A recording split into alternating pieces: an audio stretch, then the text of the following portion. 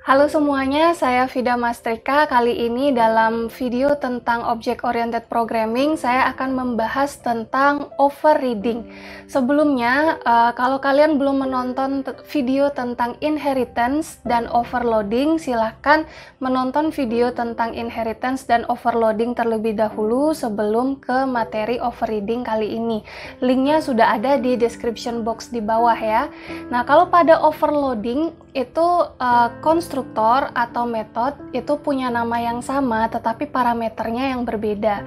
Kalau overriding ini metode dan juga konstruktor pada kelas child ya atau kelas anak itu namanya sama dengan yang di kelas parent, parameternya juga sama yang dengan yang di kelas parent. Jadi metode yang pada di kelas anak ini seperti mengoverride atau menimpa atau menulis ulang apa yang ada di kelas parent.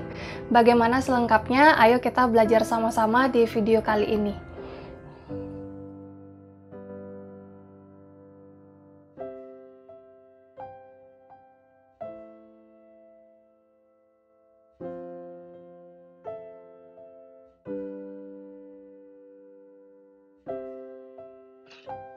Oke, ini adalah materi tentang overriding. Overriding itu adalah metode pada child class dengan nama dan daftar parameter yang sama persis yang terdapat pada kelas induk.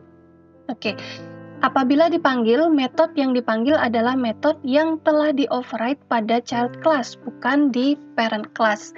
Jadi overriding ini sama seperti kalian bisa mengartikannya seperti kode yang ditimpa atau kode yang di-override atau ditulis ulang ya. Pada kelas parent itu biasanya metodenya adalah masih general ya. Jadi kelas child itu bisa mengoverride atau menimpa atau menuliskan kembali apa yang ada di kelas parent supaya lebih sesuai dengan apa yang ada di kelas child. Bedanya overriding dan overloading itu adalah jika overriding itu nama dan daftar parameternya sama dengan yang ada di kelas parent dan yang ada di kelas child. Nama dan parameternya sama, itu namanya overriding. Kalau namanya sama dan tetapi daftar parameternya berbeda, itu namanya overloading ya. Oke, saya lanjut dulu. Nah, ini contoh dari overloading. Overloading itu ada kelas parent dan ada kelas child. Ada dua metode yang namanya sama, tetapi parameternya berbeda.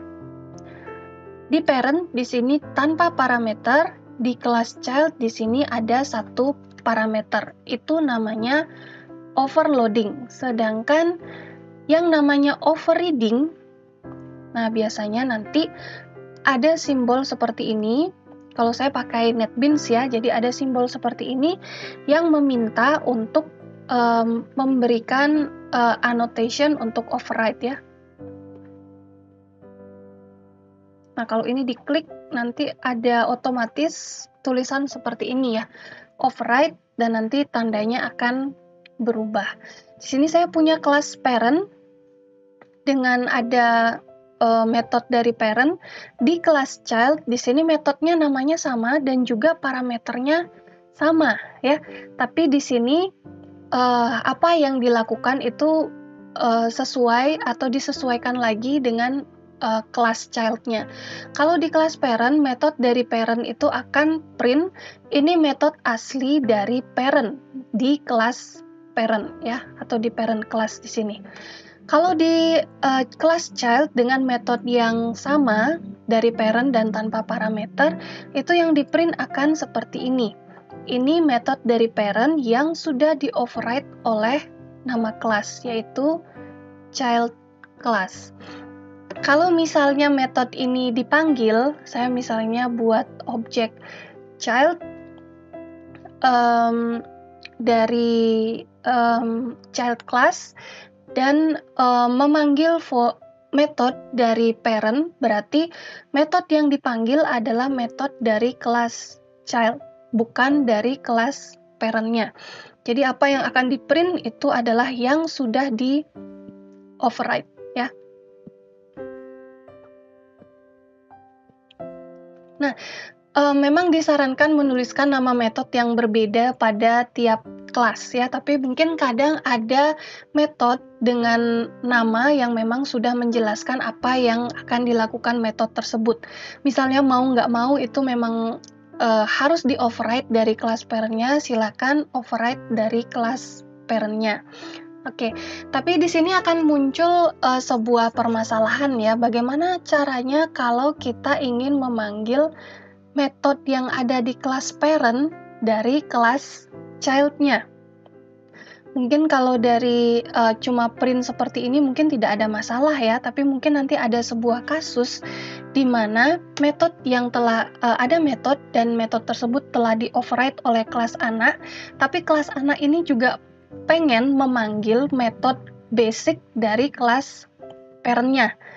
Nah, itu bagaimana? Karena kan metodenya sudah di-override. Kalaupun kita panggil dari parent, pasti yang terpanggil adalah metode yang sudah di-override dari kelas child-nya. Nah, masalah tersebut bisa diatasi dengan keyword super, ya. Jadi, metode yang ada di kelas parent itu bisa, yang sudah di-override dari kelas child itu masih bisa diakses dengan keyword super. Nah, keyword super pada metode contohnya adalah seperti ini. Saya punya kelas binatang. Ini adalah parent kelasnya. Di parent kelasnya ini ada metode yang namanya suara binatang. Saya punya kelas bebek. Kelas bebek ini adalah kelas child dari binatang. Di kelas bebek ini ada metode suara binatang juga yang meng-override metode suara binatang yang ada di parent. Metode suara binatang yang ada di parent akan mengeluarkan binatang bersuara. Cuma itu aja ya. Kalau dari kelas bebek ya, karena bebek sudah ada suara yang pasti ya. Di sini dari suara binatang di sini akan mengeluarkan bebek bersuara kuek-kuek. Nah, di sini saya ada menggarisbawahi di sini, mengkotakkan ya. Saya memanggil juga dari kelas bebek, saya memanggil metode suara binatang dari kelas parent dengan cara menggunakan keyword super di sini. Super titik suara binatang. Nah, kalau seperti ini, metode dari kelas parent akan dipanggil. Ya, dengan keyword titik suara binatang, metode dari kelas parent akan dipanggil. Berarti ini nanti outputnya adalah, karena di sini metode parent yang dipanggil, berarti binatang bersuara, setelah itu baru system out print line yang ini, bebek bersuara kuek kuek. Nah, seperti itu ya. Nah, bagaimana dengan konstruktor? Ya, misalnya di sini ada konstruktor namanya binatang ya, untuk kelas binatang, bebek untuk kelas bebek ya.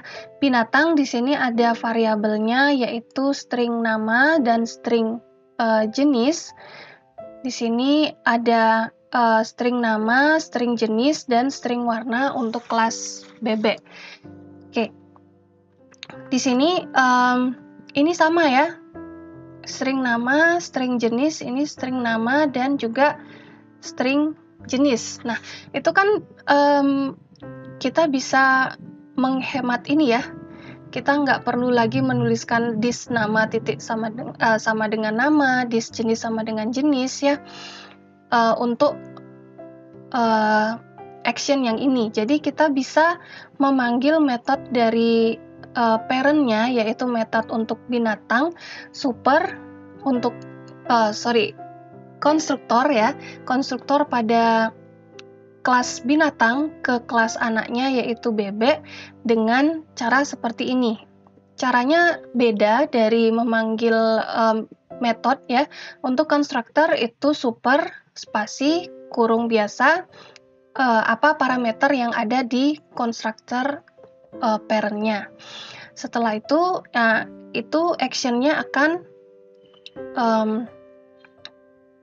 memberikan variabel nama pada kelas ini dengan nama yang ada di parameter, dan jenis dari variabel ini dengan jenis yang ada di parameternya. Setelah itu kita hanya perlu menuliskan warnanya aja. Karena di sini ada variabel baru atau parameter baru yang namanya warna. Nah, itu contohnya keyword super pada constructor.